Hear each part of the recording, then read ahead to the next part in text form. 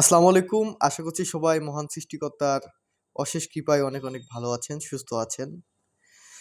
আসলে আজকে আপনাদের সাথে একটি বিষয় নিয়ে আলোচনা করতে আসলাম। সেটি হচ্ছে বর্তমান সময়ে আমাদের দেশে যেই সমস্যাটি সবচেয়ে বেশি, সেটি হচ্ছে জমিজমা সংক্রান্ত যেই সমস্যা সেটি। আপনি যদি আজকে আদালতে যান তাহলে দেখবেন যে যদি ১০০টি মামলা থাকে, ১০০টি মামলার মধ্যে আপনার কিন্তু ৭০টি মামলায় জমিজমা সংক্রান্ত। জমিজমা সংক্রান্ত বিষয় নিয়ে গ্যাঞ্জাম নিয়েই কিন্তু অধিকাংশ মামলা।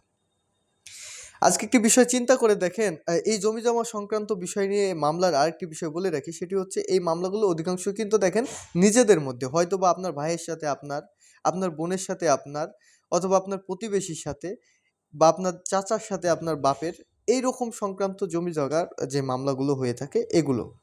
আজকে একটি বিষয় আপনি চিন্তা করে দেখেন, সেটি হচ্ছে আপনার মামলা করতে পুলিশ লাগছে, আইনজীবী লাগছে আইনি সাপোর্ট নিতে, আদালতে যাওয়া লাগছে, কত খরচ। বা আপনার যদি ওই বিষয়টি নিয়ে খুবই হয়, আপনার সংবাদ পরিবেশন করতে হলে সাংবাদিক লাগছে। কিন্তু সমস্যা আপনার চাচার সাথে। কিন্তু আপনার একটি জমি জায়গা সংক্রান্ত বিষয় নিয়ে কত কিছু আপনার এর মধ্যে জড়িয়ে যাচ্ছে। মনে করেন যে আপনি মারা গেলেন, মহান সৃষ্টিকর্তা আপনাকে যখন সৃষ্টি করেছে, আপনাকে কিন্তু তার ডাকে সাড়া দিয়ে চলে যেতে হবে।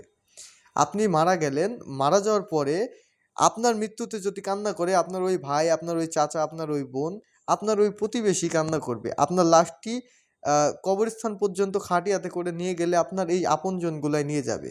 আপনি যেই মাধ্যমে মামলা করছেন, এই যে আইনজীবী যে আপনাকে আইনি সাপোর্ট দিচ্ছে, এই কান্না করবে না আপনার মৃত্যুতে। এই সাংবাদিক, এই পুলিশ বা যারা এই রিলেটেড, এরা কিন্তু আপনার মামলা হয়েছে তারা করছে, কান্না করবে না। কিন্তু আপনি যার সাথে সমস্যা, যার জন্য মামলা করলেন, যার বিরুদ্ধে মামলা করলেন, সেই মানুষটি আপনার আপনজন। দিন শেষে কিন্তু আপনার মৃত্যুতে এই মানুষটিই কান্না করবে। দেখুন, বর্তমানে এই মামলার সংখ্যা বাড়ছে আমাদের রাগ, আমাদের জেদ, আমাদের অভিমানের কারণে। আমরা কিন্তু নিজেদের মধ্যে মিউচুয়াল করার ক্ষমতা হারিয়েছি। আমরা কিন্তু খুব জেদি, আমরা খুব রাগী। আপনার এই রাগ, আপনার এই জেদ, আপনার এই অহংকার আপনার ধ্বংসের কারণ। সেজন্য নিজেদের মধ্যে ভুল বুঝাবুঝিগুলোকে অনেক সময় নিজেদের মধ্যে অবসান করা উচিত। এটা সম্ভব। একটু ছাড় দেওয়ার মন মানসিকতা রাখেন ভাই। একটু ছাড় দেওয়ার মন মানসিকতা রাখেন, তবেই সম্ভব। তাহলে নিজের টাকা খরচ করে নিজের মানুষের বিরুদ্ধে নিজেকে লড়তে হবে না। আপনার মানুষটি, আপনার আপনজনটি আপনার মৃত্যুতে কাঁদবে। আপনার খুশিতে খুশি হবে, আপনার দুঃখে ব্যথিত হবে। তাই জমি জায়গা নিয়ে নিজেদের মধ্যে এই ধরনের ভুল বোঝাবুঝি তৈরি করা উচিত নয়। বাংলাদেশে এমন কোনো পরিবার নাই যেই পরিবারে এই জমি জায়গা সংক্রান্ত ঝামেলা নেই। এই ঝামেলাগুলো তৈরির প্রধান কারণ হচ্ছে এই যে জেদ, রাগ, অভিমান। একটু ছাড় দেওয়ার মন মানসিকতা করেন।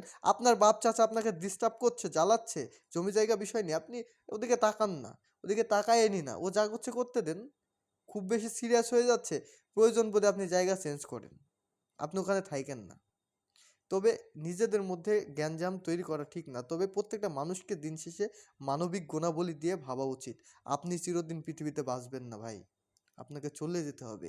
আপনার এই জমি, এই জায়গা সব পড়ে থাকবে, কিন্তু আপনি থাকবেন না। তাই জমি জায়গা নিয়ে গ্যাঞ্জাম করেন না। যারা করছেন তারা বোকামির সঙ্গে বসবাস করছেন। জমি জায়গা নিয়ে গ্যাঞ্জাম করা উচিত না। মহান সৃষ্টিকর্তা আমাদের আল্লাহ তাআলা আমাদেরকে উত্তম বুঝ দান করুক, এই প্রত্যাশায় আজকের ভিডিও শেষ করছি।